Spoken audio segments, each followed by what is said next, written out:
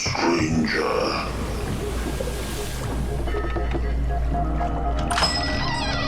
Greetings, travellers, and welcome to episode 64 of the Innsmouth Book Club podcast. Yes, we're here today at the bookshop for our scheduled visit. I'm one of your hosts, Tim Mendes. And I'm the other one, Rob Poyton. Yes, we've got a very nice story lined up today, a Mythos classic, one that doesn't get a lot of coverage. I think because we're covering Frank Belknap Long, and I think most people, if you say that name, will think Hounds of Tindalos. Tindalos, yeah. Yes. Although it does share a character with Tindalos, but we'll get to that in the Julius, of course. Indeed, yeah. Now, before we get into all that literary stuff, I just wanted to say a huge thank you because, as you may have heard from last time, we've just launched the Kickstart for the 6th Innsmouth Gold anthology, the Pickman Papers, which is Lovecraft in a Dickensian setting. And, well, I'm not often speechless, but I was gobsmacked to see that we hit our target on the first day. It's quite amazing. Outstanding. Yeah, I was shocked. I was really shocked.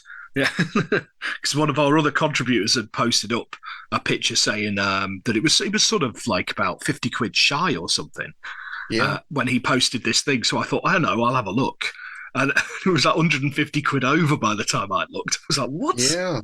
And now it's up way beyond our set target, which is absolutely fantastic. So a huge thanks to everyone who's backed it so far. And of course, do take a look, and we appreciate any support you get. What that means is now we've hit the target is production of the book can start straight away. And it also means we'll be able to get a couple of extra stories in as well.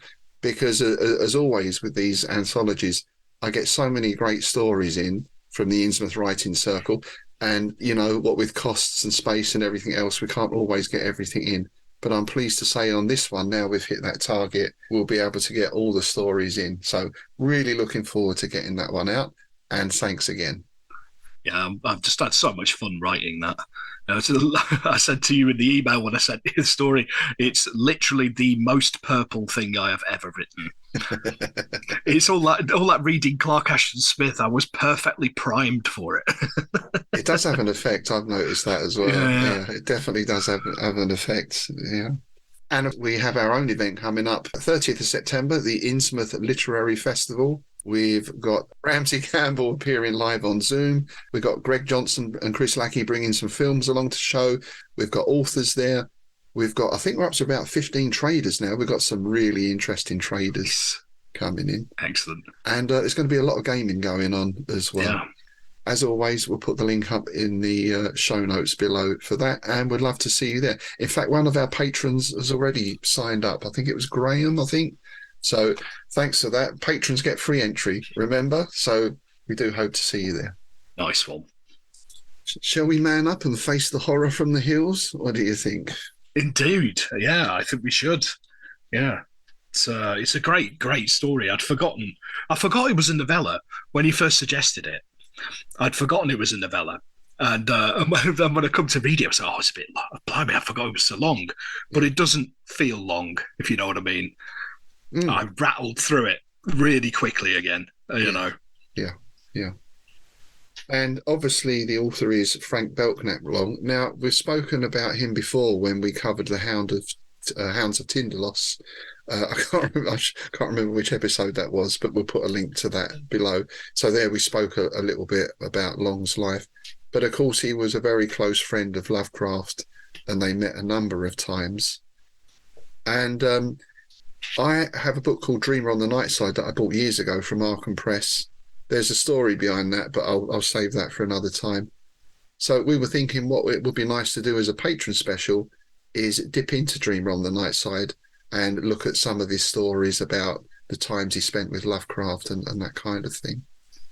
Yeah, it'd be similar to what we do with the Clark Ashton Smith letters and things like that. I think they always end up being really fun episodes. So I think to do that, like dip into Lovecraft's life from the perspective of one of his close chums would be, really good fun, I think. Yeah. Yes. So that's going to be upcoming in probably about a month's time. We'll probably do that next month. So, other than that, what do we know about Mr. Long and this story in particular? Well, this story in particular was originally titled The Elephant God of Leng. Uh, Yeah, it was then renamed The Elephant God of Tasang. okay.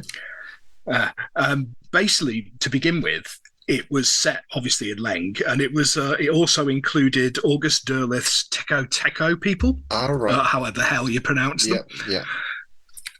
But for whatever reason, Long decided because he couldn't quite get it to work using Derleth's. He was just like, I'll tell you what, I'm going to create my own group that live basically just down the road on another plateau. So that's what this is. Sasung is an occult plateau just down the road from Leng, and they are on this race of ne'er-do-wells, which we'll get to later, are basically a counterpart of the Teko Teko. Right.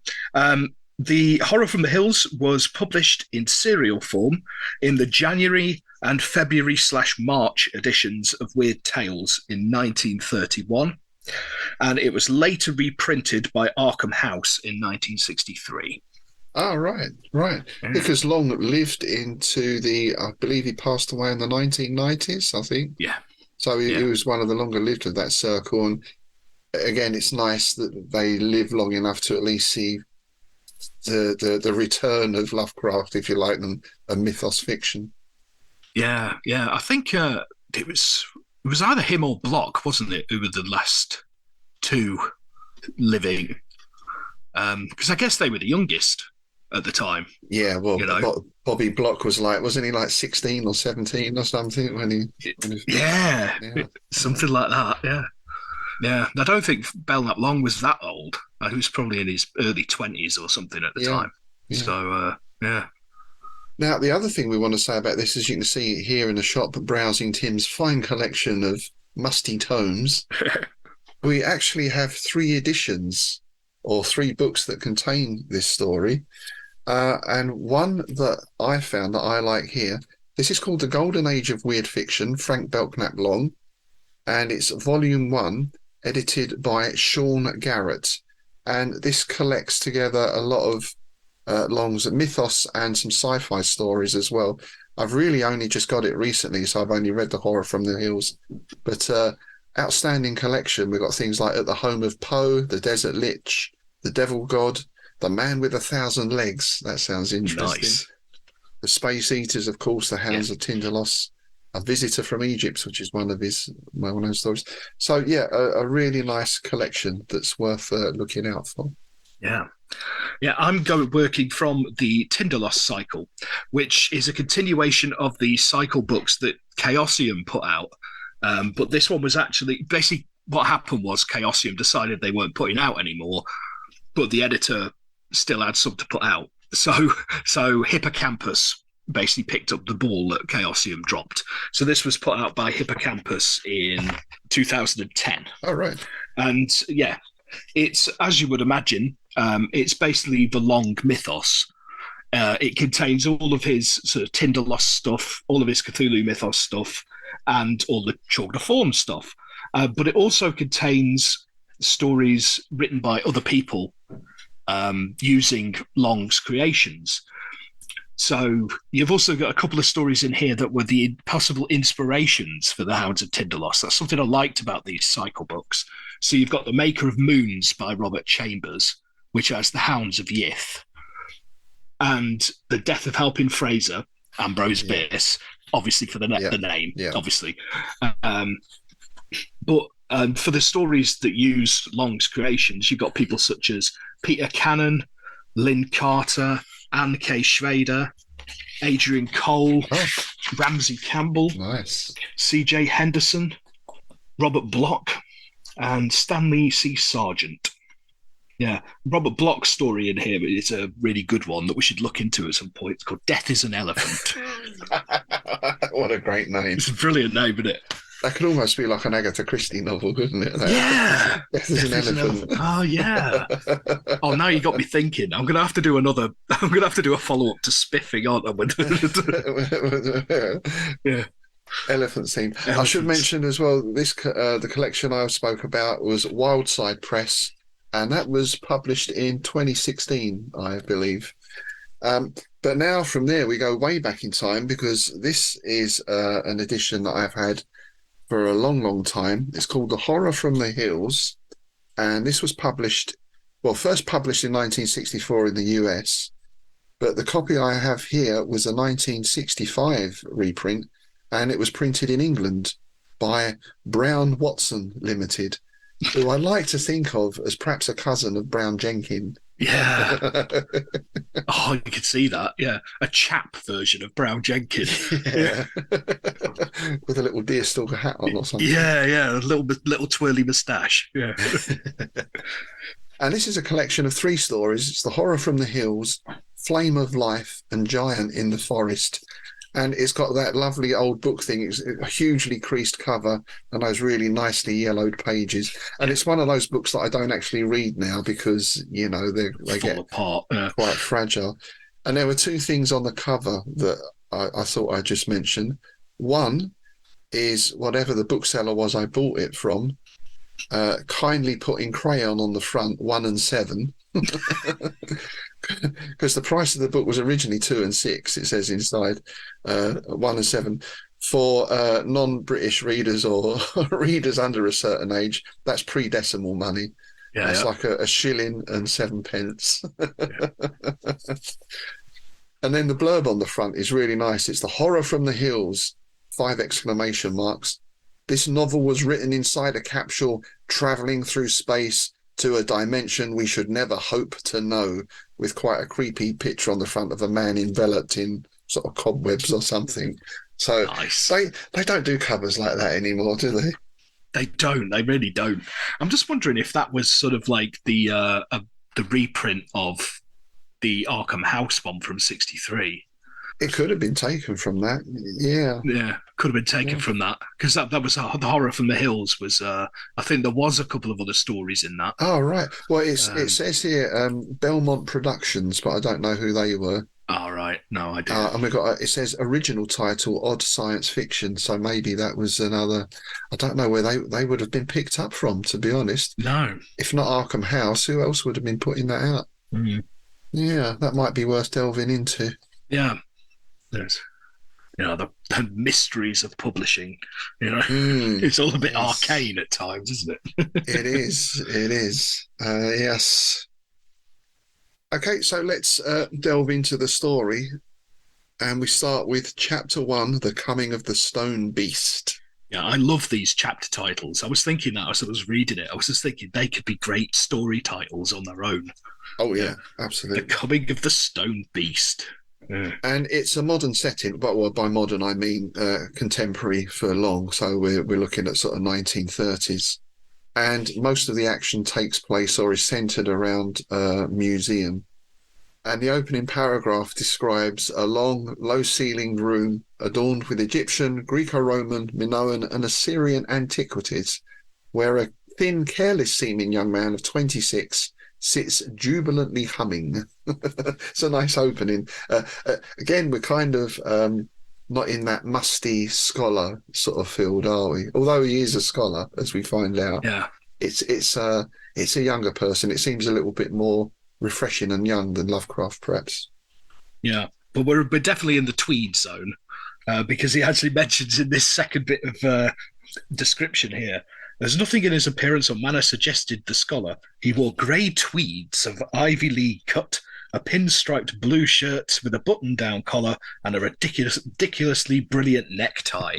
I'm seeing him almost as a P.G. Wodehouse kind of character, Yeah. He's a bit of a Bertie Wooster, isn't he, by the looks of him? Bit flash. Yeah, you can imagine on the golf course, it's kind of thing. Yeah, and he's +4s. Yeah. It's probably got, what was one of those cars called? A flivver or something like that. It's got one of those sort of early versions of a sports car. He's a bit of a young buck, isn't he? Yeah, This yeah. chap. And his name is Algernon Harris. And he's quite used to people not taking him seriously or thinking he's like the office boy or something. Yeah.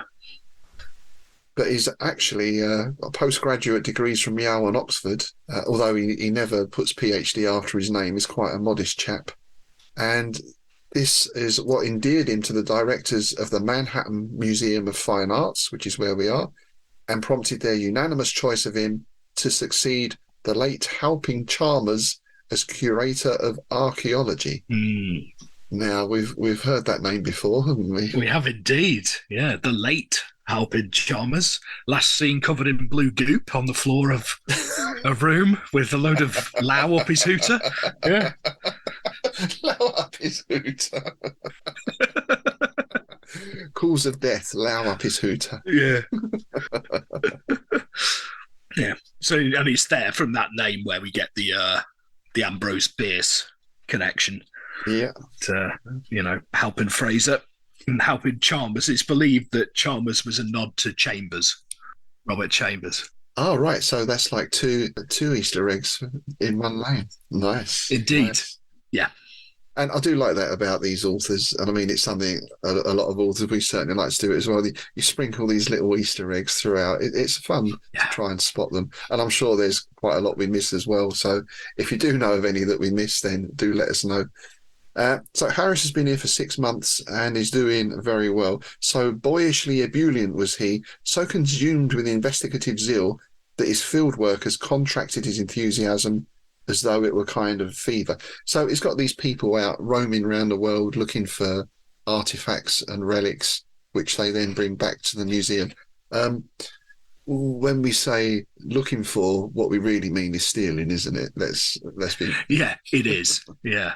And some of these chaps that, there's basically a list here of all these great, wonderful things that they've found. These geometric vases from Crete and all these kind of things. But there's a bit of a cost, isn't there, for some of these guys? Yes. Yeah, and I love some of these descriptions. Yeah. Simmons was a Chang dynasty specialist, and he had been obliged to leave his left eye and a piece of his nose in a Buddhist temple near a place called Fenjiaofu. Yes, when Algernon questioned him, he could only mumble something about a small, malignant face with corpsey eyes that had glared and glared at him out of a purple mist. And Francis Hogarth had lost 80 pounds and a perfectly good right arm somewhere between Lake Rudolph and Naivasha in the Anglo-Egyptian Sudan. A perfectly good right arm, like he had a bad one. Yeah, that's brilliant. Then descriptions like, obliged to leave his eye and a piece of his nose, a perfectly good arm. Corpsey eyes is nice as well, and that's a nice description. Now, I don't want to alarm our visitors here or our listeners. You may be hearing a bit of an odd sort of trumpeting noise in the background. We didn't want to say, but we do have Chalgna Fawn in the back at the moment. Yeah. I believe you're looking after him before he goes into the museum for the exhibit. Yes, I am. I've got to look after him, and thankfully I don't have to nurse him, which we'll find out about later. But it's a little figurine. He's only a little Chalgna Fawn. Makes a big noise for a little fella. Exactly. So then we get this news that we get a phone call from one of these field workers, Clark Allman, who's seems very keen to explain about how he's found the elephant god of Shang, and he's sending it back, or he's got 3 men are going to deliver it. It's a strange, loathsome thing, Algernon, an unholy thing, and I shall insist that you destroy it, which obviously comes as some surprise to Algernon. Yeah. So you may photograph it and study it, but you've got to destroy it. You'll understand when you see what I have become. I love that in italics as well, just for added emphasis. Brilliant. And we get this little backstory about the elephant god here. Apparently, other people have gone to look for it. Richardson drew it before they empowered him. Allman has crossed the desert plateau on foot. He's crossed above the graves of Stilbraith, Tacken, McWilliams, Henley and Holmes. So quite a few guys have gone in search of, well, we assume they're guys, have gone in search of this idol. But Allman is the only one to have found it and actually taken it. Yeah. Apparently his escape was a sheer miracle. He had displayed extraordinary courage and endurance when they had tortured him, and it was merely because they couldn't kill him that the priest was impressed. Sounds like a rough night out, that, doesn't it? Blimey. Yeah, yeah. So not only did he survive the torture, he somehow engineered an escape, or perhaps they let him go out of respect for his toughness, and he managed to take this statue or idol with him somehow. It's a little bit odd because this is then where the package turns up. The delivery men, UPS, turn up. And it's three harshly breathing men staggering beneath a heavy burden. So it takes three men to lift it. It's obviously a fair old weight. Yeah, it's not like he slipped it in his pocket, is it? It's No, you wonder how he got it away, really. Mm. And this is where we get our second inkling of something is wrong, because one of the delivery guys said, "Oh yes, Mr. Allman sent us the poor guy." And well, what do you mean by poor guy? And the delivery guy says, "Well, it's on account of his face. There's something wrong with it. He keeps it covered and won't let nobody look at it." "Good God," murmured Algernon, "they've mutilated him." So that's his first thought, that part of this torture was this sort of mutilation. Yeah, so after the men file out, decides to unwrap this monstrosity and have a look. And yeah, it's what a great description we've got here. Words could not adequately convey the repulsiveness of the thing. It was endowed with a trunk and great uneven ears, and two enormous tusks protruded from the corners of its mouth.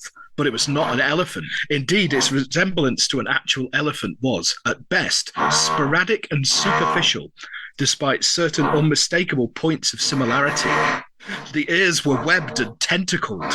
The trunk terminated in a huge flaring disc, at least a foot in diameter, and the tusks were intertwined and interlocked at the base of the statue, were as translucent as rock crystal.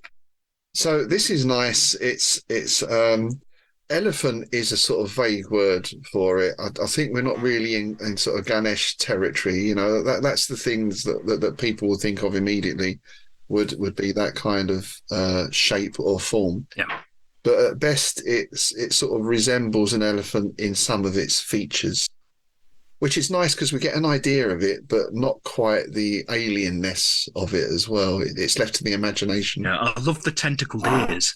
I just spent a ridiculous amount of time trying to picture them in my head. The big flappy elephant ears with tentacles coming off them. Yeah, that's a weird sort of mixture of things, isn't it? Yeah. Like Dumbo goes Cthulhuoid. Yeah. And it's sat upon a pedestal, or squatted on a pedestal of black onyx. The statue itself, with the exception of the tusks, had apparently been chiselled from a single block of stone, and was so hideously mottled and eroded and discoloured that it looked in spots as though it had been dipped in sanies. The thing sat bolt upright. Its forearms were bent stiffly at the elbow, and its hands, it had human hands, rested palm upwards on its lap. And then he draws a comparison with a Buddha. This is nice. As quiescent as a Buddha, enigmatic as a sphinx, and malignantly poised as a Gorgon or cockatrice. So again, we get that nice combination of characteristics from things that we recognize. And it's a combination of these things. You can't just say, "Oh, that's just a Buddha." It's also has that Sphinx quality. Yeah, it's a great description. And I like the way it sort of links itself in, whether it was a conscious thing or not, in the next paragraph when it talks about what stone it was made, because it reminds me of parallels of the Cthulhu idol that was found in the swamp. Because again, it's a strange greenish rock that sort of exudes, it's sort of sweaty green rock kind of thing, I think whatever mythos, deity or creature it is, it's got to be black onyx or greenish stone. Yeah. And this is both. It's the base is black onyx. Yeah. And And it's at this point that Allman suddenly turns up. And yes, his face is covered. Only the eyes can be seen above the black silk scarf. Of course, he goes over to see his friend and grips him by the shoulders, and Allman recoils. He doesn't even like being touched. Yeah. The wounds haven't healed. It doesn't want them to heal. Yes, and here's our first inclination that no, his wounds were not from the torture, because he says, "Every night it comes and lays the disc on them. I can't stand being touched." Yeah, I see this disc on the trunk, almost like a lamprey. Oh yeah. It's that kind of sucker-like mouth, isn't it? I see lots of jagged teeth, like a lamprey. You know. That's a very good thought, actually. Yeah, because it's a little bit easy to think of this as being a bit of a silly monster in a way.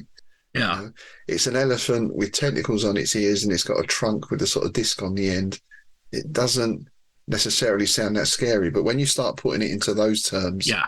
and all these other ideas that is put in there as well, yeah, it takes on a far more sinister hue. Yeah, because I mean, there's a comparison later to its hunger being akin to the vampire bat and things like that. So you get this trunk isn't for something for taking peanuts off circus performers. This is for sucking the life out of somebody. Like some horrible, knotty bloody vacuum or something. It's yeah. When you think about it like that, it's pretty grim. And this is where we sort of get the backstory of how we came by the statue and how we found it and everything else. We get quite a long and detailed passage. And this is something that Long does. I think in other stories, this might have been covered in a paragraph of something, but we get quite a detailed account of his journey, of what happened to him. And it's this idea of Chowgla has willed it, that he becomes his companion. There's even talk of a prophecy about a white man's going to come and take Chowgna away. It's almost like the god wants to return to civilization or something like that. Yeah, specifically taken to America. It was all part of a big plan that the old elephant god had put in motion. Yes, they call him the White Acolyte. Has confirmed that you are about to become a great universal god filling all space. He will carry you safely into the world and nurse you until you have no further need of him. That's a little bit ominous, isn't it? Isn't it just? Yeah. As we were saying before, you think initially, right, he was tortured and he managed to escape. No, he was actually let go. Perhaps the torture was a form of trial in that sense to make sure he was the chosen one. Yeah. And we get our first mention of blood here. Red blood is Chowgna's staff. Without it, my god would suffer tortures no man could endure. It is impossible for a man to know how great can be the suffering of a god. So our elephant god is a vampire. Yeah, pretty much. Yeah. And that's confirmed when we get this description of Chowgna feeding on Ormond. Yeah, this is a great passage. I love this scene. Basically, he wakes for the start, and a strange impression that he wasn't alone in the cave. Before he opens his eyes, he knows that something unspeakably malign was crouching or squatting on the ground beside me. I could hear it breathing in the darkness, and the stench of it strangled the breath in my throat. And yeah, basically, as he sits up, there's suddenly a ponderous weight on his chest. He's basically pinned down. and to me, it brings, like, if you've ever had like them nightmares, that sleep paralysis, that's what that reminds me of to me. And that's a horrible feeling. And yeah, I mean, it's all there, isn't it? Yeah. Well, imagine you open your eyes and it's a... That's a very good one. And I wonder if part of this point, because I did read somewhere that Long drew inspiration from one of Lovecraft's nightmares. So I don't know if that's this particular scene, because you're right, this does sound very night hag kind of thing, and it's sleep paralysis, that sort of stuff, the weight on the chest. Yeah. Of course, he twists and he squirms and he's trying to escape. Then abruptly the pressure ceased, and I became aware of two unblinking fish-white eyes glaring truculently at me through the darkness. And this is where he sits up and he finds that he's bleeding. Yeah, my fingers encountered a warm wetness, and with a hideous clarity it was borne in on me that the thing had been feasting on my blood. And of course he doesn't know that this is the god, or this isn't Chowgna at this time, so rather strangely he seeks refuge with Chowgna. It's almost like he's seeking the thing's protection that has actually just fed on him. Yeah, I think it's important to mention here that to get to the cave, he's kind of gone out of his head with thirst and hunger, because he was lost in the desert or something, wasn't he, for several days? Yes. To the point where he'd had to open a vein and all this. And basically when he was found by the priest, he was out of his skull. So yeah, I guess this sort of, he's still addled, isn't he? Yeah. And he's been told that he's this prophetic kind of chap. And I imagine this addled state of mind, he's gone, well, if, he's my kind of benefactor to a degree, I'll run to him for help. But protection, kind of makes sense in that way, doesn't it? Yeah. And I forgot about that drinking of his own blood. That's a nice sort of precursor to what happens to him, isn't it? But of course, the throne is empty. Great Chagnar had forsaken its throne. It had descended into the cave and was roaming about in the darkness. In its vampirish explorations, it had stumbled upon my sleeping form and had felled me with its trunk so that it might satisfy its thirst for blood with quick and hideous ferocity. There's nothing of the conventional vampire about this, the seduction. No. This is more like, food, eat. Yeah. That's it. Well, it's predator-prey stuff right there. And again, it feeds into that lamprey, leech-like thing. Leeches and things like that, they're not going to ask you, are they? They're just going to come clamp onto your leg and have a good munch, And at this point, the god returns, and I refuse to dwell on what happened after. I love this description. Were I to tell how the horror began slowly to mount, to recount at length how it heaved its slabby and mucid vastness to the pinnacle of its throne and began nauseatingly to breathe upon me, the slight uncertainty I now entertain as to my sanity would be dispelled in short order. So obviously a sand loss there, and if he relives that again, then he's undergoing another sand loss, and quite frankly, is on the brink as it is. Yeah, he's definitely failed his sand roll, hasn't he? And it sounds like it's kind of, well, he describes it as its corpse cold hands begin detestably to maul me. There's sort of an implication in this, isn't there? There is, yeah. It's but again, it's sort of almost like with the phrasing nursing and things like this, it's almost like a child pouring at its mother's breast kind of thing, isn't there? Yeah, it's a very sort of twisted version of that maternal thing. It's it's deliciously disturbing. I think it's great. Now, having said that bit is great, in the next bit we do get the first or maybe even the second indication of what we might call colonialist attitudes, if we were being charitable, or just downright racist in some senses. Yes. He tells the locals what happened. Yeah. Chungar is the leader of these people, or the high priest kind of thing, and he recounts these experiences to him. Well, the priest was an Oxford graduate, wasn't he? Yeah, well, this is the thing. He says, no doubt you think me a superstitious savage, a ridiculous barbarian. Would it surprise you if I told you I'd spent 8 years in England and that I'm a graduate of the University of Oxford? Which comes as a great shock to Allman because, well, we know what the attitude is, don't we? Yes, exactly. Yeah. But then we get this. It astonishes you, perhaps, that I should have cast my lot with filthy primitives in this loathsome place. And again, this isn't the first example we get of this kind of language, which I suppose is very much of its time and, sort of feeds off of all those tropes of Tarzan and the white savior. Yeah. What I got from it, because of where it's set and the people that they're discussing, I got a lot of echoes of Sax Roma. Oh yes, of course. The Fu Manchu, but later on, when the journey and things like that, there was very much echoes of that, and that would have been, that was 1912, wasn't it? The first Fu Manchu serial. Yeah. So, and it was a big thing, and it became a big trope, didn't it? It was everywhere. Yeah, very true. I'm sure there were lots of stories set around Limehouse in London and all that kind of stuff. Well, a lot of the Sherlock Holmes stuff. Yeah.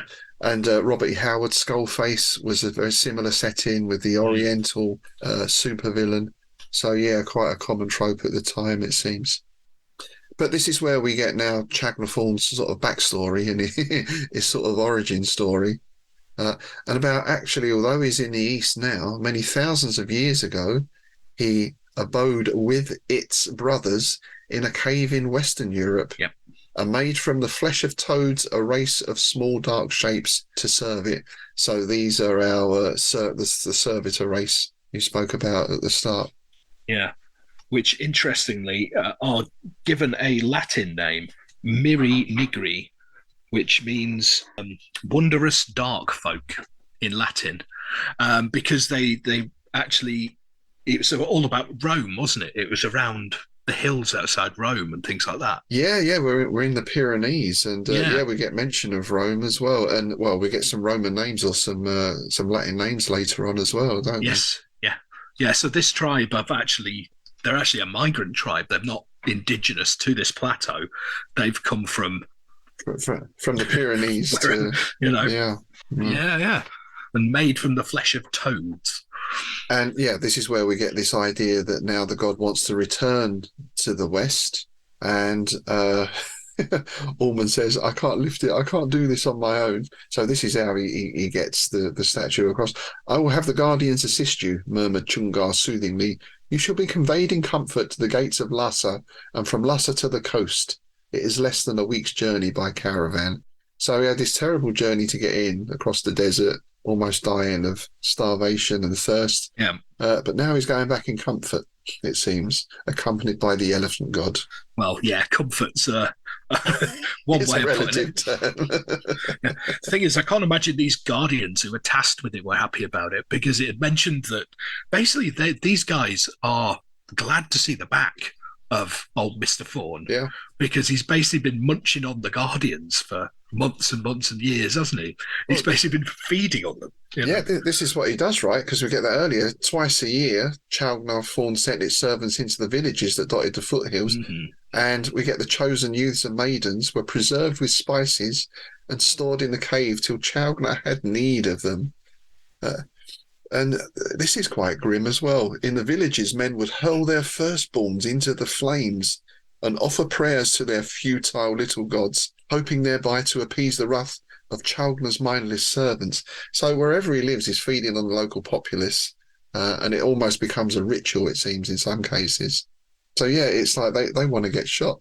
Yeah, and you also get mentioned here that he came from where he was before, a place called Pompelo. They call it the doom that came to Pompelo. I wonder if that was a nod to Lovecraft. Oh, that's got to be. That's got to be. Yeah. You might think that Allman could just say, "Yeah, mate, no problems. Yep, I'll do that." Then the minute he's over the horizon, he sort of scoots off. But Chungar approached very close and peered into my eyes. "If you attempt to dispose of my god," he warned, "its brothers will come down from the mountains and tear you indescribably." Now, that sounds bad enough, because he saw perhaps that I wasn't wholly convinced, for he added in an even more ominous tone, "It has laid upon you the mark and seal of a flesh-dissolving sacrament. Destroy it, and the sacrament will be consummated in an instant. The flesh of your body will turn black and melt like tallow in the sun. You will become a seething mass of corruption." So he's got a sort of a curse or a giesh laid on him.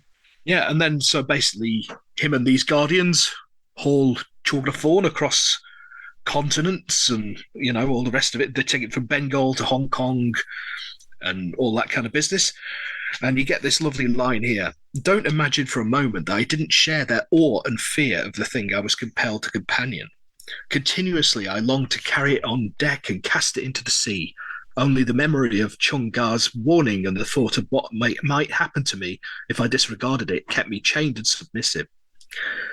And basically he starts getting a bit hysterical at this point. And this is where he starts discussing the true nature almost of Chulgna Thorn, because you get this: "Chulgna Thorn is an awful and mysterious being, a repellent and obscene and lethal being. But how do I know that it is omnipotent?" And basically, Chungar has explained that he sort of exists on many planes. It's quite mind bending, really.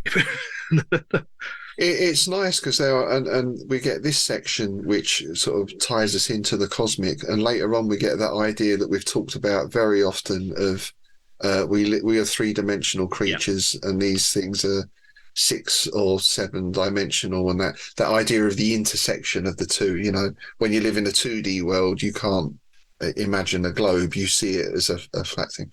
But what we get here is this idea of different well, like you say, different dimensions or different levels of reality. Hmm. And the idea of some hideous process as yet unobserved by the science of the West may be obnoxiously at work in desert places all over our planet to produce such fiendish anomalies.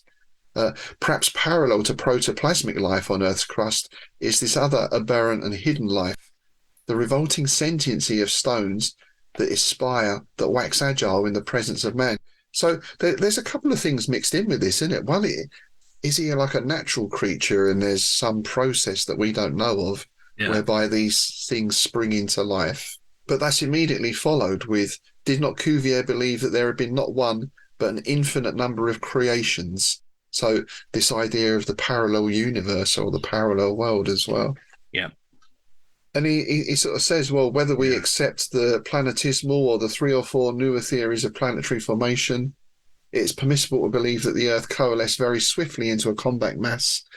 And this is all taking place over billions of years. So we get that sense of the deep time that is obviously a staple of the cosmic horror. Yeah. I love that it's he's talking about, evolution and sort of like a parallel evolution, and there's a great line here: non-protoplasmic cycle. Now that sounds like an industrial band. Yes, there's our first band name. I'm going through my non-protoplasmic cycle. Please do not disturb me. So, yes, we get that discussion about the possible origins of Chalcogna Fauna, one of the possible origins. And this is at the point, as you say, Ullman's getting more and more hysterical. This is where we go full Phantom of the Opera, and he uncovers his face. Oh, what a reveal! This is why I'd love to see an adaptation of this, but I don't want crap CGI. It's got to be a full-on rubber, Proper Lon Chaney. Yeah. Yeah. The man of 1,000 faces. Yeah. Oh yeah. But Algernon is made of stern stuff. Mm. He didn't utter a sound, for all that the sight was appalling enough to revolt a corpse. Yeah, that's a great line, isn't it? And he says, look, this is what's happened to me. This is what I've become. So you must believe my story now. You must believe that Chalcogna Fauna has wrought this uncleanliness. But he doesn't. He's saying, well, this is just a statue. Yeah. And he thinks basically he's been possibly drugged, his face has been cut, has been mutilated, perhaps he's been hypnotized. Yeah. Plastic surgery and things like that. Yeah. Yeah, they talk about that later as well, isn't there? Yeah. And you're still under hypnosis. But Ullman says, well, when I got on a ship at Calcutta, my face was fine. Yeah, but, one of the minions could have drugged you and carried out this operation and that kind of stuff. So he's doing that very typical thing of looking for the rational explanation. Yeah. I thought there was some interesting parallels here to the narrator's character in Hounds of Tindalos, because he's very similar. He's just like, oh, stuff of nonsense. You've been duped. It's all charlatanry. It's a very similar kind of thing. I guess that was sort of the attitude of the time, wasn't it? It was all especially for these kind of chaps, it was all kind of buttoned down. This is rational. This is real. What you're talking about is fantasy, and therefore I'm not going to entertain it. Yeah. Well, especially when it's tied in with those colonial and racist attitudes. Yeah. What was that quote in Hounds of Tindalos? He basically dismisses 3,000 years of Taoist thought as a load of old rot, wasn't it, or something? Well, I think it was rot. Yeah, load of old rot. Yeah, some of the finest brains. Right, so that gets us into chapter 2, the atrocity at the museum, as you say, another great story. And this is where we get another character introduced.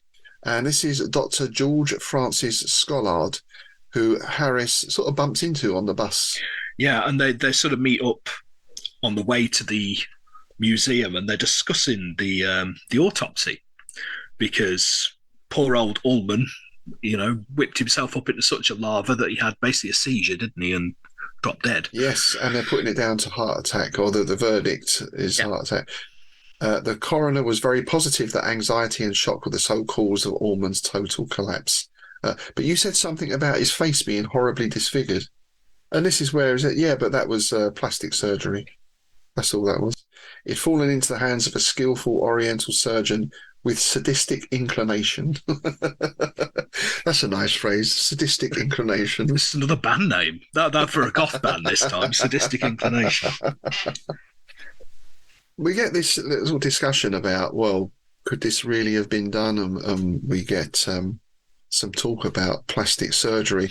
And I thought, on the one hand, this was quite poignant given the time, because we're still just post World War One, where obviously a lot of people came back horribly disfigured, and there was that sort of whole wax mask thing going on, and I guess early attempts at reconstructive surgery. So there's that aspect to it. But then there was this line as well, which I thought I probably shouldn't name anyone in particular, but I'm sure we can all think of certain celebrities.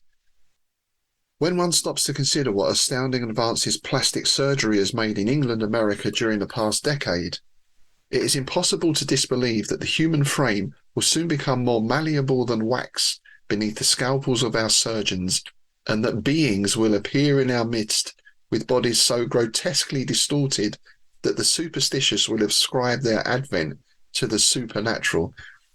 That's quite prescient, isn't it? Yeah, that's actually really kind of, yeah.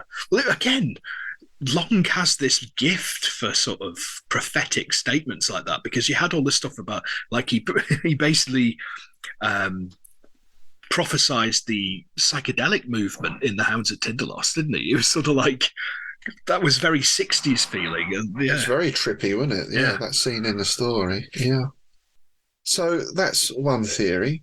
We've got another theory that could possibly something to do with glands. You know, if you have an imbalance in your glands, then that can create certain changes in the body. Yes. And we get this mention of acromegaly. It's characterized by an abnormal overgrowth of the skull and face and the small bones of the extremities, and its victims become in short time tragic caricatures of humanity. Now, I don't know about tragic caricatures, but, you know, it certainly does give people a striking appearance. And, of course, there are a number of very famous examples. So people like Andre the Giant, Fred Gwynne, who played Herman Munster, and almost like a parallel to that, Ted Cassidy, who played Lurch, who was about 7 foot tall or something like that. Yeah. I mean, now you've got the wrestler Paul White, the Big Show, who's like 7 foot something tall, and 500 odd pounds, and he's a big boy.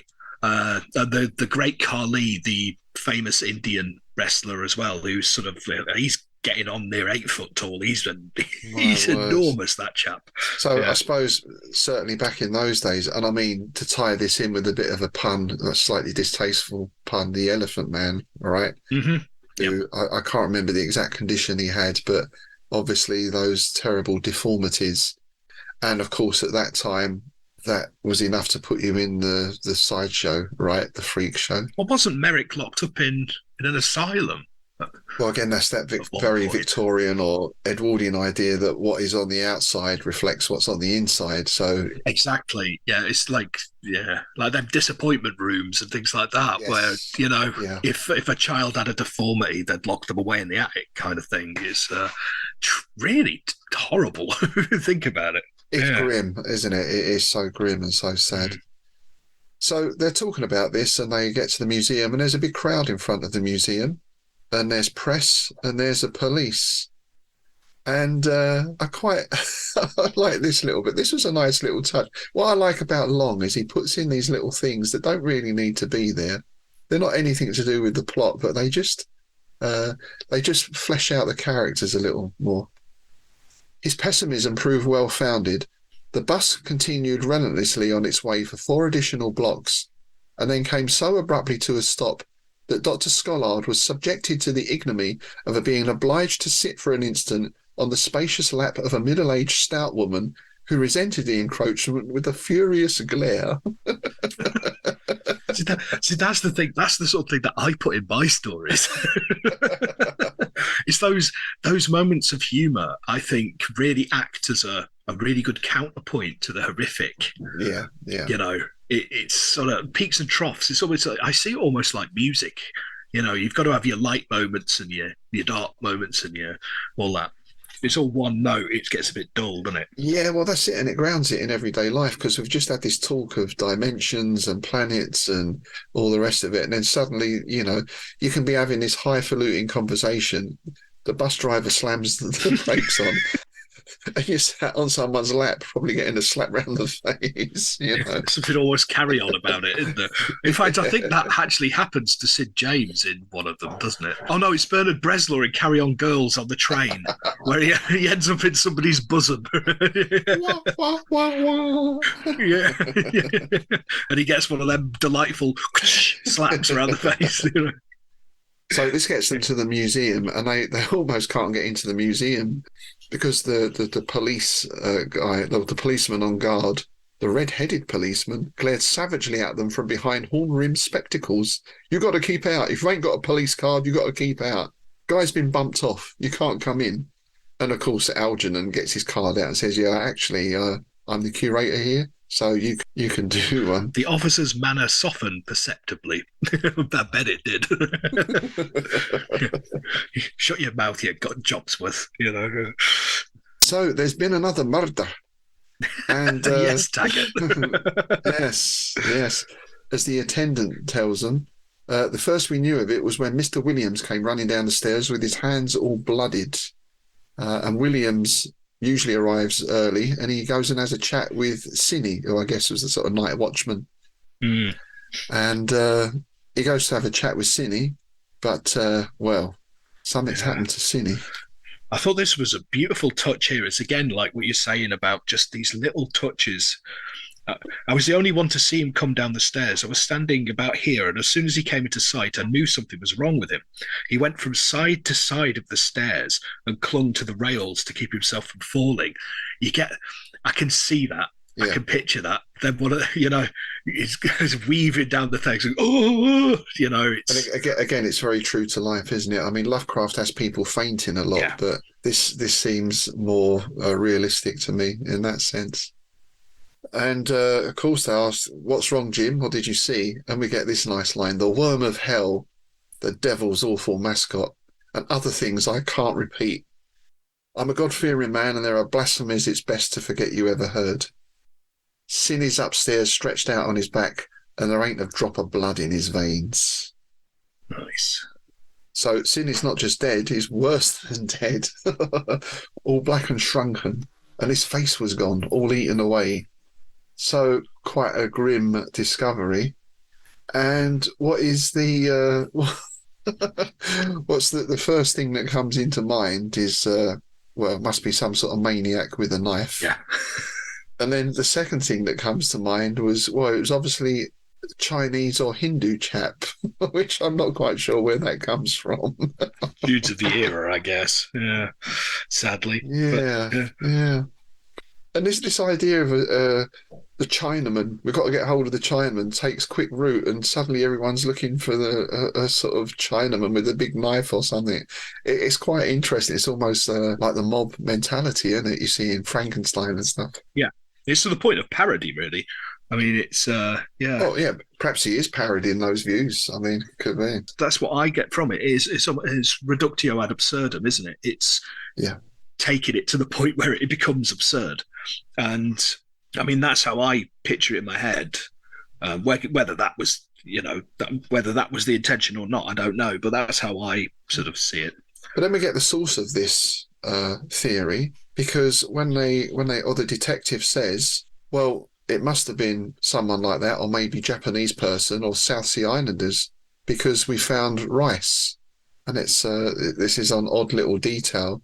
There's a rice bowl with chopsticks up in, I like this, Alcove K. There's another band name. That's probably a kind of new wavy type band. I was just thinking about Alcove K. That would be a great name for a band, wouldn't it? Yeah.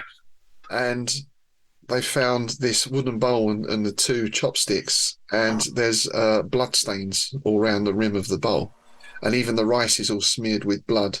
"Where did you find it?" the president spoke in a subdued whisper. "On the floor in front of the big stone elephant. That's where Cinny was killed. There's blood all over the elephant." if it's supposed to be an elephant. So that was a nice one. Yeah. So this kind of confused me a little bit because what's the connection with the rice? Do you think? Well, actually, I think it's because they get this guy, don't they? And I think it's he's a prophet. So I think he'd gone to commune. Right, right, I mean, how I see it is this guy's a prophet. He's been having dreams, so he's gone there and he's basically doing a vigil. He's sitting there talking to his god while he's having his dinner, sort of thing.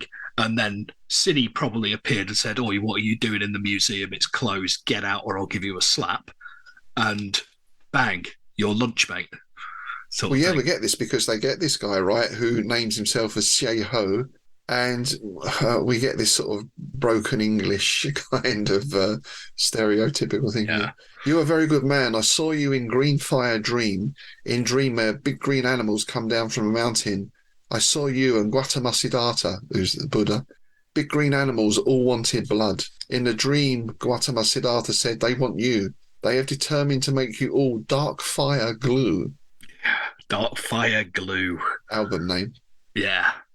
And it's almost like he was told to go to the museum and sacrifice himself to Chalgna Fawn in order to prevent something worse that was going to happen. Yeah. Well, then old Cine got in the way, pretty much.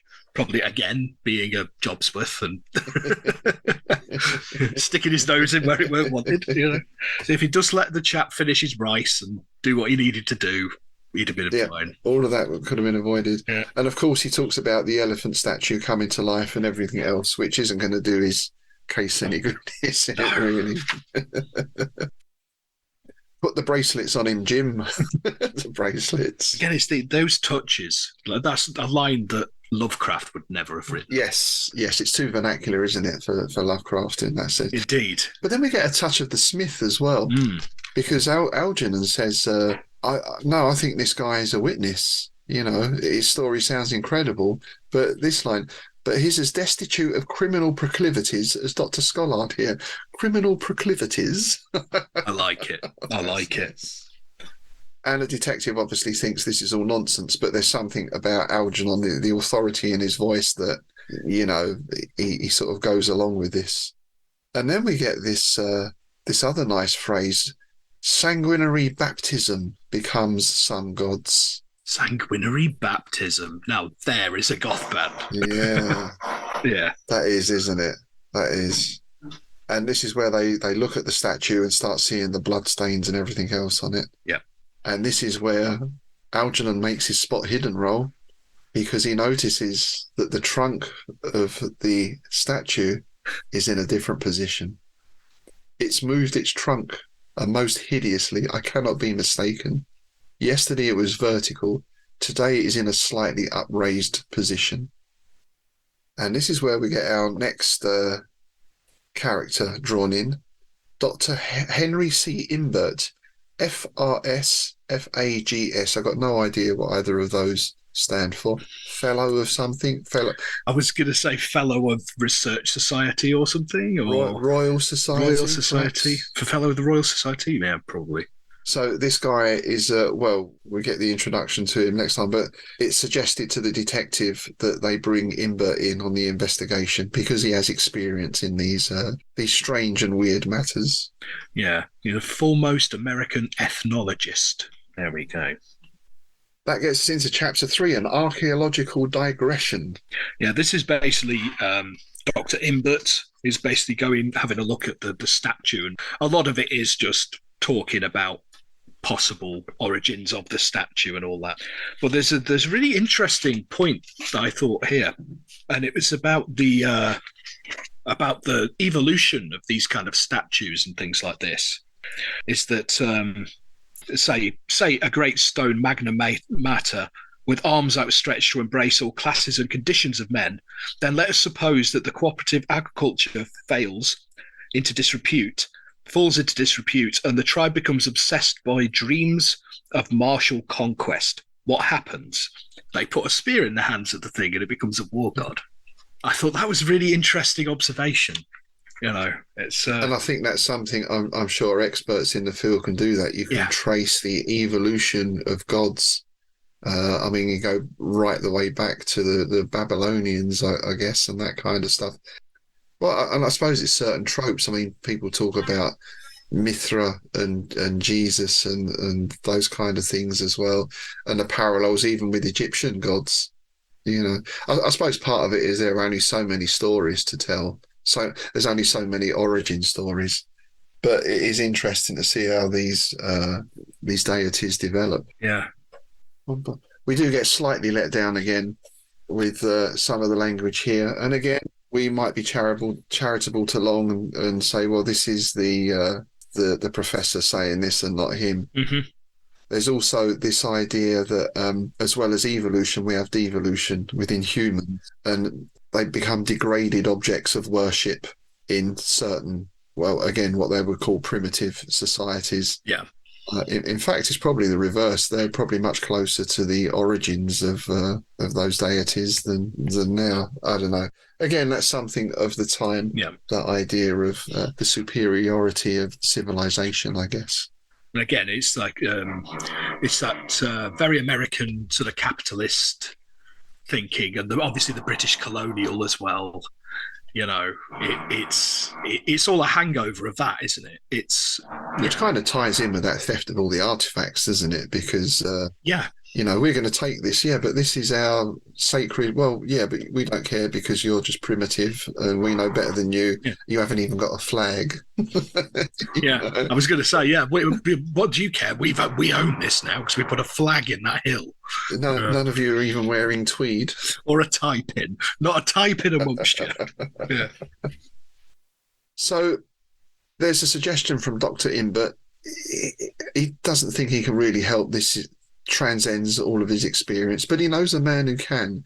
A recluse, a psychic, a magnificent intellect obsessed by mysteries and mysticism. I put little faith in such things. To me, it's degradation, but I'll take you to him. And this guy's name is Roger Little. And he used to be a criminal investigator, a psychologist, and no mere detective novel sleuth, which I wonder if that was a dig at anyone or something. I don't know. Yeah. It's a dig at Mr. Conan Doyle, maybe. Yeah. But yeah, definitely get the echoes of Karnaki in this chap. Yes, he's a very strange character, actually. Yeah. Mm. And before we get to him, we get this brief interlude, a very short chapter, The Horror on the Hills, which is a news item about a hideous massacre in the Pyrenees, where amount of 14 bodies were found, all laid in a row, very silent and pale beneath a soft Spanish sky, all naked and all without their heads. And around them were footprints a yard wide. And that's, and they all drained of blood as well. And that's all we get. That's all we get of that. And then we're back into the story. It's quite interesting how he drops that in. Yeah. I love it when authors do that kind of thing, especially because you go from that last chapter, which was quite hard going. It's quite heavy going because there's a lot of archaeological terminology even and all that kind of stuff. You know, it's quite scientific, so it's nice to get this little I was going to say light relief, but it's anything but light relief. Yeah. So they go to see this Roger Little, or in my mind is now Little Roger. I can't help it. It's just the way I think. And we get a lot of this guy's background and a lot of his theories about the occult, about how he's a quester, about how he has psychic visions. And to be honest, I thought he was a bit of an arsehole. He is a bit. But again, it's that Sherlockian, Karnakian, aloof superiority thing, isn't it? That these occult detectives all seem to have. They're all a bit of a dick, you know.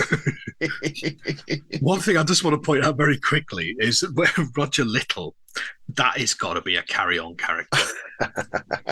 Roger Little, I like Roger a lot. You know? Very good. He does have a nice turn of phrase, though. I mean, straight away he's on with, I've written books, many books, dozens of, he's quite full of himself. Yeah.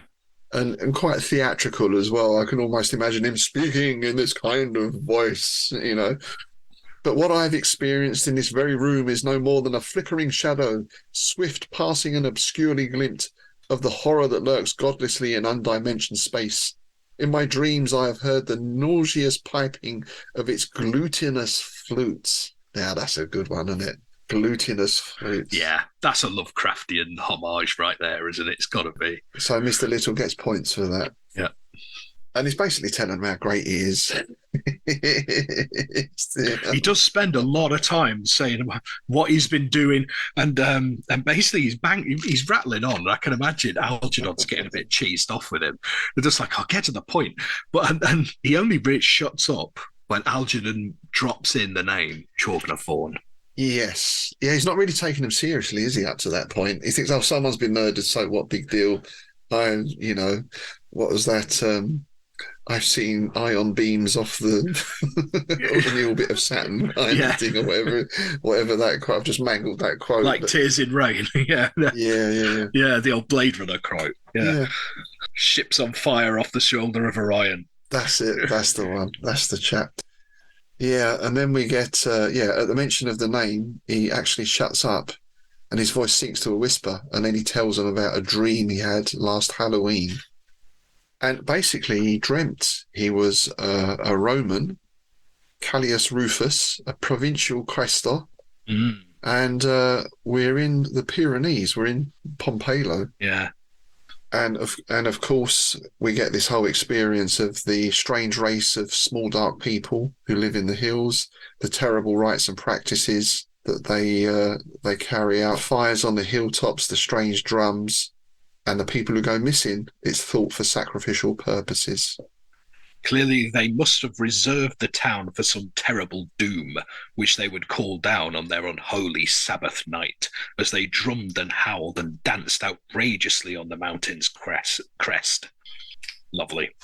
And then we get this whole story, which really it's a story within a story. Yeah. Of how they take a unit of Romans from the local legion and go marching up into the hills to confront these horrible people and stamp out, because Rome doesn't like that sort of thing going on in its territories, does it? Of course not. Well, and only Rome's allowed to slaughter people. Yeah, exactly. Well, you had all the different cults and everything as well, didn't you? So it's like, you don't worship the right god. Oh yeah, I was thinking of what they did to the Druids, for example, and all that kind of stuff. Exactly. Yeah. But interestingly, when you said it's like a story within a story, because I'd read Horror from the Hills, I think I first read it quite a while ago, and I actually thought that this bit was a separate story. Yeah. I thought it was a different story. I thought the Horror from the Hills was just the museum stuff and all that. I forgot that this Roman interlude was actually part of this and not a separate story. Oh, totally. I think I was the same. Yeah, in my mind, I had museum statue come into life, and I'd totally forgotten this as well. Yeah. Yeah, because as I mentioned earlier, it had an earlier name, the Elephant God of Leng. He later did a poem and called it the Elephant God of Leng. So I thought this Roman thing was called the Elephant God of Leng. There you go. So basically what happens is they go marching up there. Pandemonium breaks out. The sky is snuffed out. The stars disappear, which is a nice touch. The horses that they'd sort of tethered down in the forest below start screaming. There's drums, cackling laughter, a cold wind, and then we get the sight of these elephantine creatures. The Mirianigri had called their terrible gods out of the void. Yeah, and that's where he wakes up, isn't it? Yeah.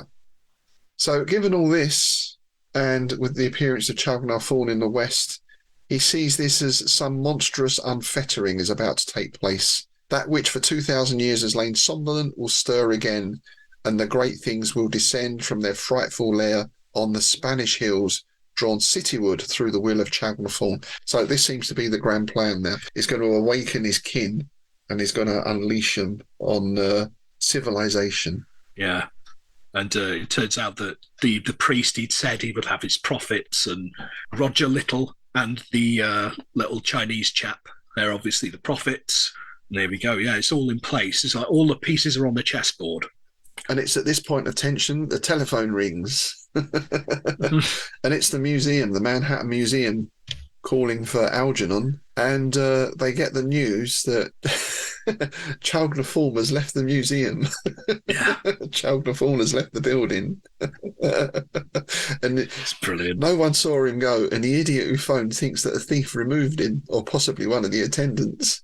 Like, surely that would be the most sensible thing to think of. Someone's stolen a statue, not that it got up and walked off by itself. Yeah. A bit unfair on that guy, I think. Yeah, but they have kind of said that it's bulky. You'd have to be maybe it was Andre the Giant. He could have done it. There you go. Yeah, There you go. So Little comes up. He's got a solution to all this. Don't worry. Come into my lab. Late one night.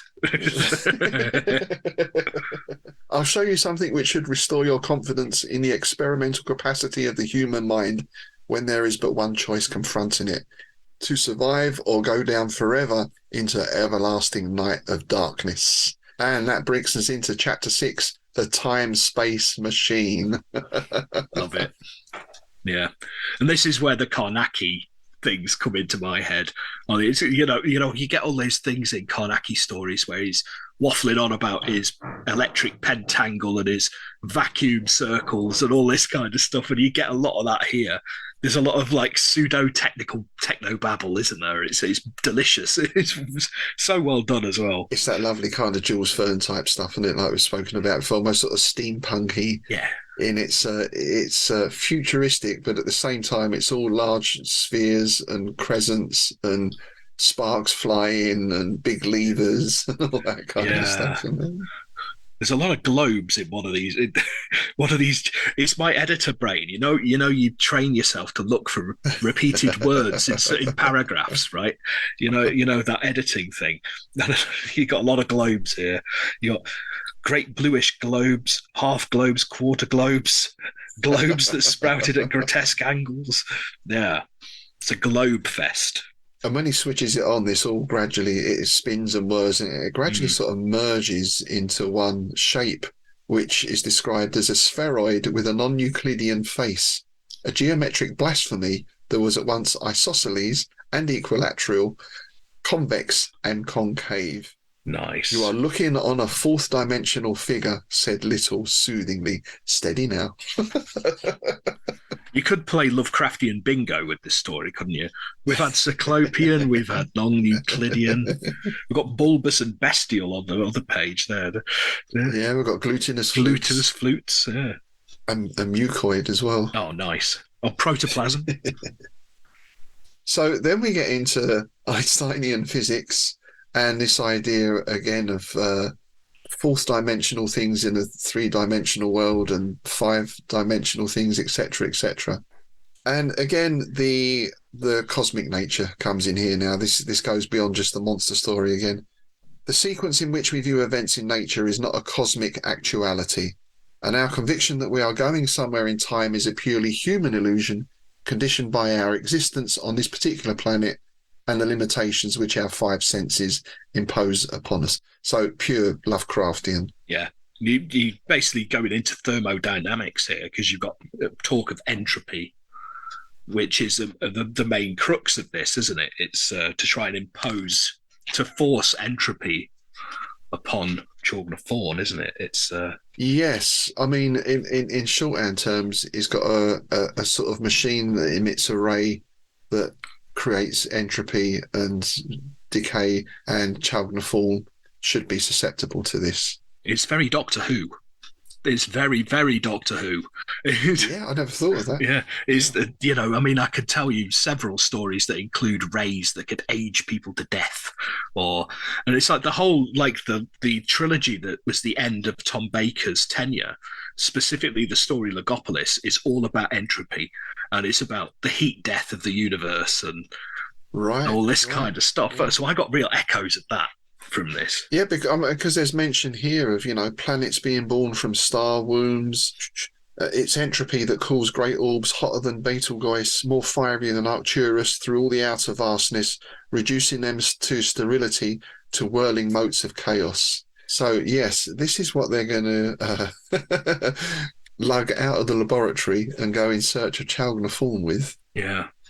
But this goes. Say we've got Einstein here. He's talking about Poe and Blake. There's so many different aspects to this.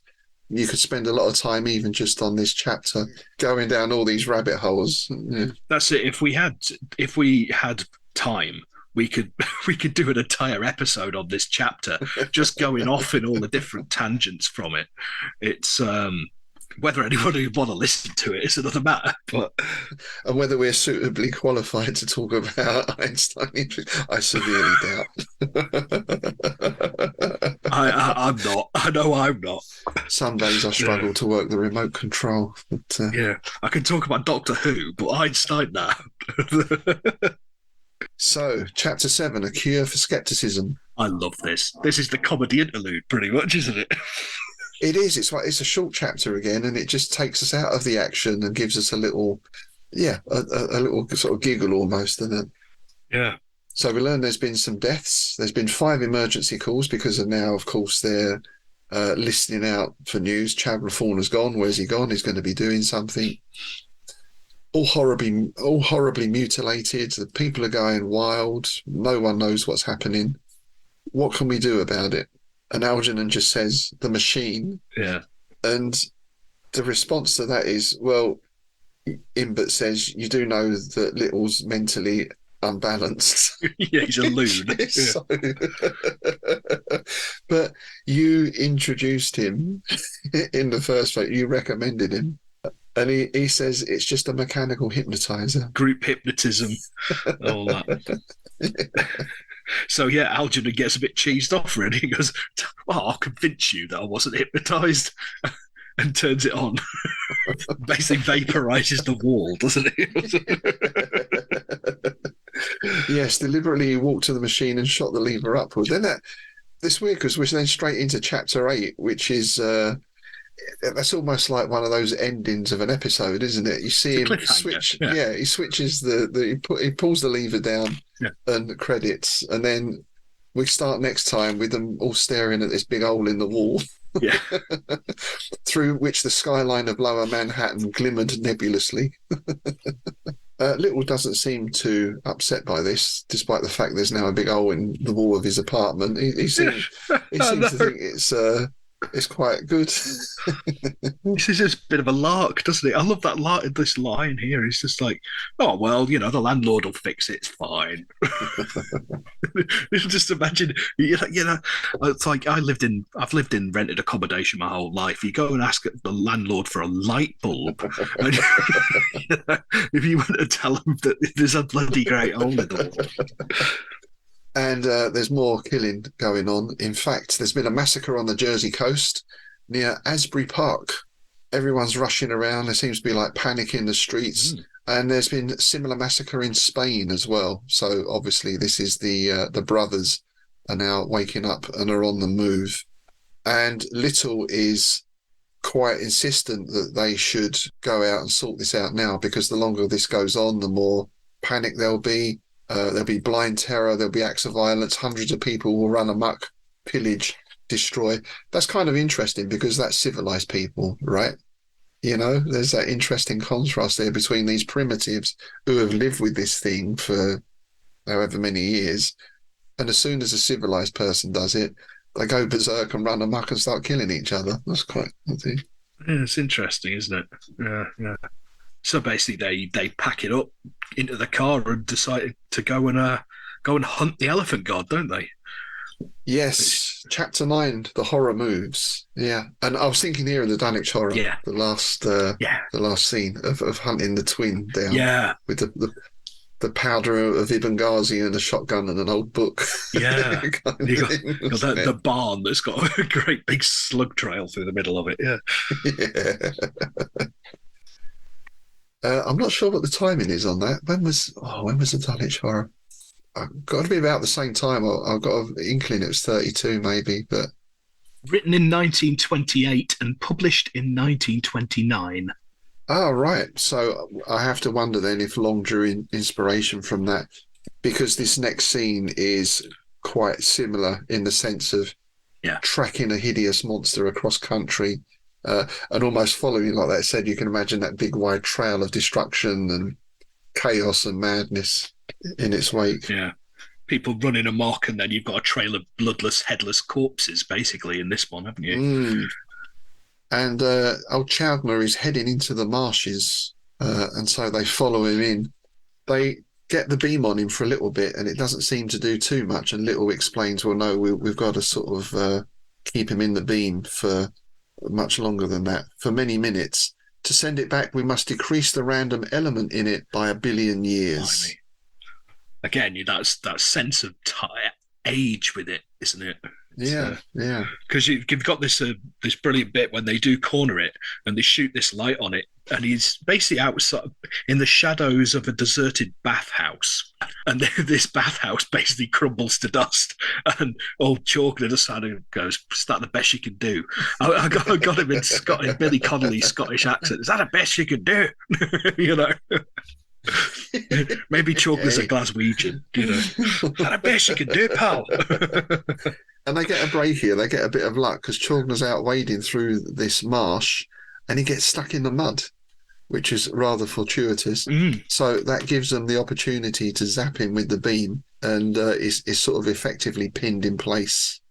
So then we get this nice description of the ending of Chowdhury. Yep.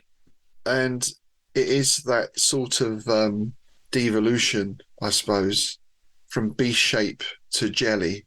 A jelly enveloped in darting filaments of corpse-pale flame. But then we also get this this almost apparition appears above as well. Yeah. Which was interesting. It was almost like the spirit of him or the ghost of him sort of comes up above, and then that gradually fades away. Well, you have those theories that ghosts and ghost sightings are trans-dimensional beings. Yes, of course. Yeah. You know, so I got that kind of echo. It all ties into that many worlds theory that's sort of going on in this story. Yeah. And then we get an explanation in chapter 10, Little's explanation, because the question is, do you think that last manifestation was a kind of spectral emanation without physical substance? And Little says, well, not wholly, because an old odour of putrefaction came from it. I should regard the phenomenon as a kind of tenuous reassembling rather than apparition in a strict sense. Chowdhury had been incarnate for so long in a hideous shape with which we are familiar that its disembodied intelligence could reclothe itself in a kind of porous mimesis before it returned to its hyperdimensional sphere. And he does go on as well. I say there's quite detailed explanations. This is interesting because one thing with the cosmic tale generally is you get no explanation, or virtually nothing. This is all quite detailed all the way through. Yeah, well, you notice that with a lot of long stories, because again, there's quite an emphasis on mathematics and proper science. You know, I mean, you saw that in Hounds of Tindalos. There was a lot of like geometry and mathematics, and you get that in here as well, which gives it a real grounding, really. And of course, once Chowdhury's gone, all his little buddies in the Pyrenees go as well. There's just little pools of black slime left of those. So basically, they've saved the world. Well, there's a caveat. It's they've saved the world for now. Yes. Again, very Lovecraftian. Yeah. Because they're hyperdimensionally joined like Siamese twins. And if one of them was destroyed by a machine similar to the one we used against Sean of Thorn, the other would suffer effacement at the same instant, even though he's on the opposite side of the world. So that's basically explains what happened to all Chalkner's little buddies. But, you know, this is the point. They've only sent him back to a certain point. And this is like, there's a big parallel with Cthulhu here, isn't there? When Cthulhu rises and then it's not quite the right time, but he's sent back down. But he sends out messages in dreams. Yeah. And here we get almost this exact same thing. Chowdhury may return.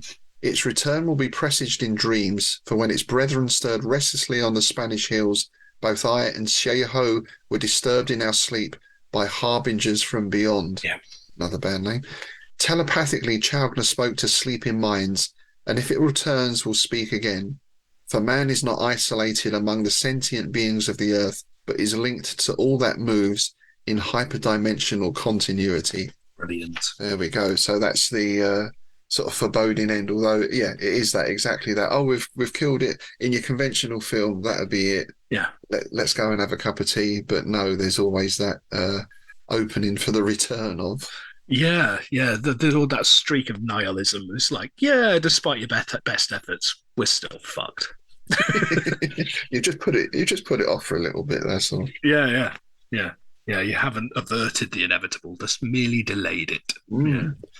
So there we are, a lengthy story, and you know we've skimmed over a lot of detail there because there's a huge amount, as we said earlier. We could rabbit hole left, right, and centre on this one, but definitely recommend a read of this.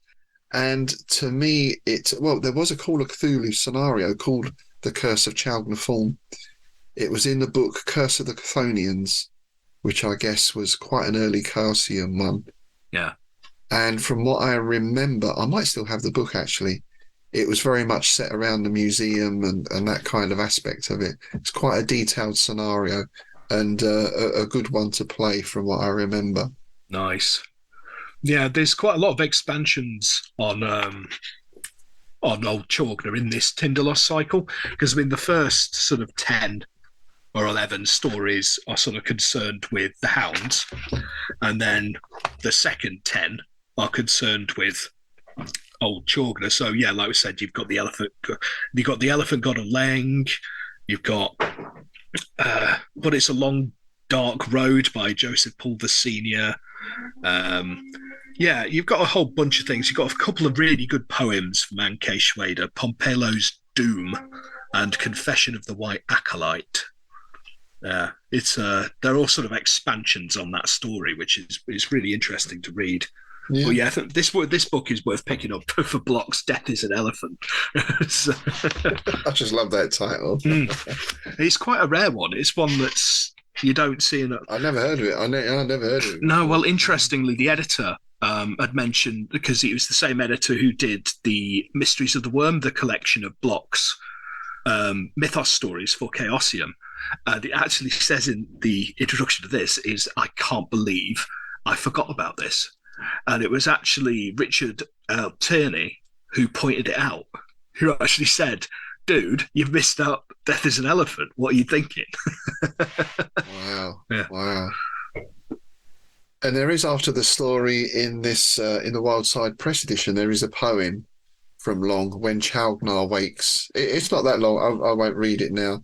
Perhaps we'll put that up in Innsmouth News or something. But yeah, a billion miles beyond the suns which gild the edge of space, great Chalgna dreams, and there is hate and fury on its face.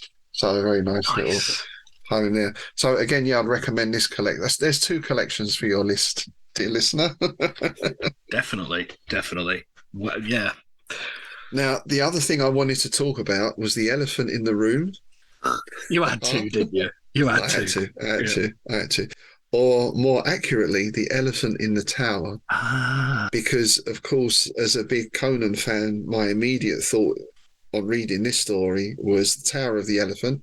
To my mind, one of the greatest sword and sorcery stories ever written. And, of course, that features a Yag Kosha, who's, is an alien from another planet, basically, in elephant-like form. I won't say, if you haven't read the story, then I won't say any more than that. But the description is quite similar. Yag, what's he called again? Yag Kosha. Yag Kosha, not Sargnosha. Now you know where that came from. I know where that. Yeah, I knew at the time. Yeah. Sorry, that's another reference to the Nukinomicon there. Yes, I wrote a story for the Nukinomicon called the Tower of the Toad, which is Colon the Barbarian. You can get the Nukinomicon and you can read it for yourself, and then it's basically a parody, isn't it? It is. Yeah, I had a lot of fun with that. Yeah, but that was March 1933. That was in Weird Tales. So I'm not sure exactly when it was written, but it was certainly published a couple of years after this. So again, how much did Howard draw on this story? I presume he would have been aware of it because obviously being part of the Lovecraft Circle. Well, all the stories did the rounds, didn't they? Yeah. So it's interesting to speculate. You have these two similar looking characters in a way, but very different in personalities because Jan Kosh is quite a sympathetic character. Yeah. And that's one of the strengths of that story is Conan's sympathy for this being that's been imprisoned and tortured. So, yes, I just wanted to point that out. I don't know if there's any other elephant monsters we can think of. No. Nothing else really springs to mind. I'm just trying to think. It's like, because usually there's been something in Doctor Who, but I don't think there's been an elephant monster in Doctor Who. Not off the top of my head. I mean, there was that big raft of sort of creature features or animal after Jaws, wasn't there? Then you had bees and rats and bats and piranhas and, you know, I don't think anyone ever did elephants. Sharknado. Sharknado, yeah. I know. My favourite was Mega Shark versus Giant Octopus. Oh, there you go. There you go. I paid to see with that. With Debbie Gibson in it. It was awful, but I went to see it at the cinema. I had to. It was a giant octopus. Yeah, but it was craptastic. Was it one of those? Oh, it was. Yeah, it's amazing. And I deliberately chose a cinema that had a bar because I thought if I'm going to enjoy this properly, I'm going to have to get there early. I'm going to get me nachos. I'm going to get a couple of pints down my neck. Yeah. Get wankered first, and then you're like, absolutely. Yeah. Oh, yeah. Used to take a rucksack to the cinema because when I lived above a pub, there was a big cinema multiplex down the road. It was like a 2-minute walk. So me and the barman used to fill up our rucksacks with bottles of Newcastle Brown Ale and bags of crisps, and we'd go down and we'd catch the midnight horror movies. And they had a House of the Dead down there, you know, the light gun shooter. We used to just get pissed. It was just something to do on weeknights. Right. But it's very rare. There's a cinema in Cambridge we went to. I think we saw the second Lord of the Rings there. Yeah. And that was like when I say adult cinema, don't take that the wrong way. But it was like, you know, they had comfy seats and there's a bar and you can take your drink into the theatre rather than being the places. I mean, they have improved. I think your general, your cineplexes have improved. Back in the day, you were really crammed in. And, they were horrible. Yeah. People smoking and all that kind of stuff. They were all in like old bingo halls, weren't they? They were all horrible. Yeah, horrible wooden seats. So there we are. I see the Arkham bus has just pulled up outside, so it's time for us to bid another farewell to foggy Innsmouth. I say it's warmed up a little bit here. It's not quite as cold as it was on our last visit. Spring is in the air, and you can hear the sound of mating shoggoths at dawn. That's neither a sound I care to hear nor an image I care to think of. That means we need to. That reminds me, we need to cover Shoggoths in Bloom by Elizabeth Bear. Okay, we'll put that on the list. And what we'll do, next time we've got another guest coming in, I believe, to the Innsmouth Hotel for us to chat to. And that's Alexandra Beaumont, who's a folklorist and author. We're looking forward to chatting to her, especially about how folklore kind of crosses over with Lovecraft in a lot of places as well. Awesome. That would be interesting. Awesome. Isn't she a guest going to be one of our guests at the Innsmouth Literary Festival? She is indeed. There's another cheap plug. Well plugged, sir. Well plugged. If nothing else, we're good at plugging our own stuff. Oh yeah. Yes, she's going to be a guest there, so you'll be able to meet her and chat with her there, and of course we'll be on the panels as well. We're looking to have a few panels. One's going to be talking about weird tales, and there'll probably be like an open Q&A session with the authors as well as all the other great things we've got going on. So just time quickly to say thank you to all our new subscribers to the YouTube channel, to our patrons, and I particularly want to say thank you to Mark Jenkins, a new patron. And Mark was instrumental in setting up of the Innsmouth Book Club. In fact, it was largely his idea some years ago. So Thanks, Mark. Welcome on board. Cheers, Mark. And I think he's coming up to the festival as well, or is trying to arrange it to come up. So it'd be great to see Mark again. Thanks to all our other patrons, of course. And if you'd care to join them, do check out our Patreon site, as well as bonus content for the Innsmouth Book Club. You get bonus content for Strange Shadows. You get a regular copy of Innsmouth News, a quarterly copy. You get discount on the merch that we're going to be putting out soon. Free entry to the festival, and you get a chance also to vote in our patron polls. I think what we're doing for our stories now, we're going to put out a poll of 4 stories, and you get to choose which one we cover. So, with that, thanks very much for joining us today. As always, do send us in your thoughts and feedback on YouTube, on our Facebook page, at Innsmouth Book Club at outlook.com. And of course, you can also send your questions to Father Dagon into dagonsack at outlook.com, which I think that will probably return next time, won't it, Tim? Oh, it will indeed. It's grown bulbous again. Needs a good emptying. On that rather dubious note, it's goodbye from me, Rob Whiten. And it's goodbye from me, Tim Bendies.